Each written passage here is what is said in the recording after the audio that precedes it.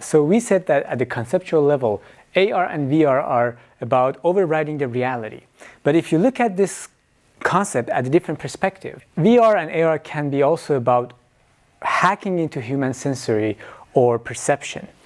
And if you look at this technology in that perspective, then there is a whole bunch of possibilities that can be exploited from that perspective. Because you're projecting this computer-generated experience to human perception, there is a need to align the rest of the human sensories and senses to this world, to this digital world. And there I can see a stream of startups and gadgets coming out. This can be broad. I mean, I'm talking all the way from capturing hand motions to full body immersion suits like Tesla suits, all the way to VR compatible sex toys. I can just see a ton of different pre-existing gadgets that will emerge as new VR or AR compatible gadgets. I mean, I can probably talk for 2 hours about different possibilities that will go exactly under this same umbrella.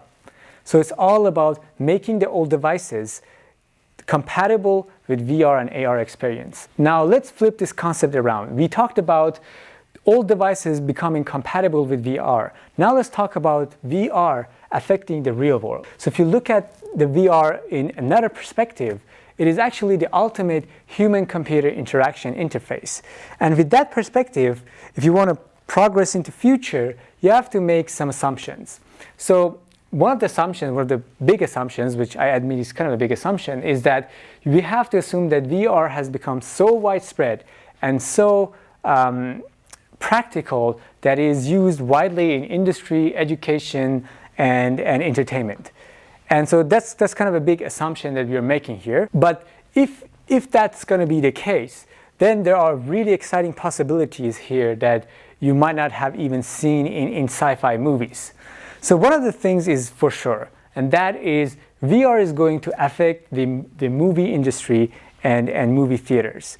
All that movie theaters are selling you right now is the immersive experience. And if VR is doing a much better job in that, then there's really no point in going to movie theaters with 3D choppy effects and blasting sound that bothers your ear.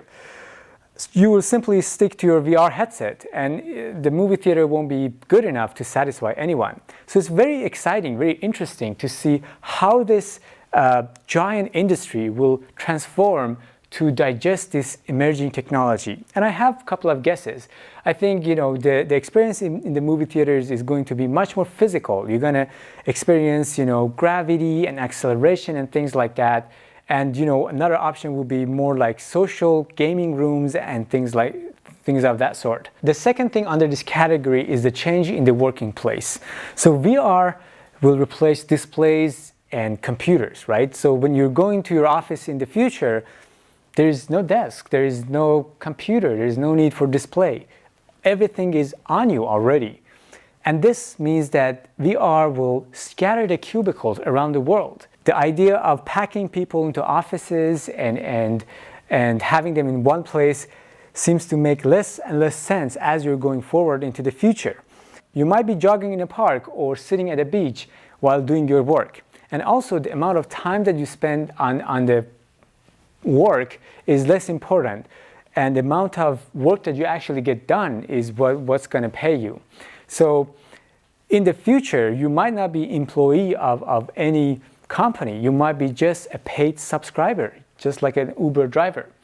And some people don't like that idea, but it actually comes with certain freedom. For example, you can spend as much as time you want on different jobs at the same day, and you can do each job just how much you want, and you can just have multiple subscriptions that pays you. Finally, the last piece of our everyday life that will be changed by VR is our real home. Our home will be so boring without AR and VR that we will barely want to live in these static boxes anymore. We will be living in a medium that will follow our commands and provide for us, so that we can provide for this virtual world and consequently the real world. It's not all rainbows and sunshine, I have to admit.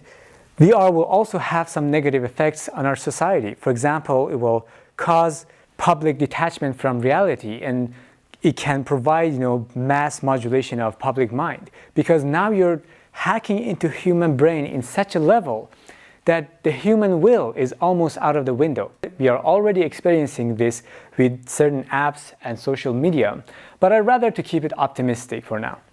Alright, that's it for this video. I hope you enjoyed this talk, and I hope I can have the chance to make more of these in the future.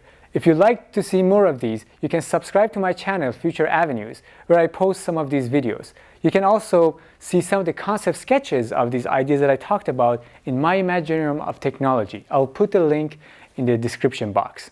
See you next time. Bye. A focus bubble. And even more, you're visually rewarded for staying focused with short animations. However, the same browser can switch mode over the weekend to push away your work-related content and bring forward the fun stuff.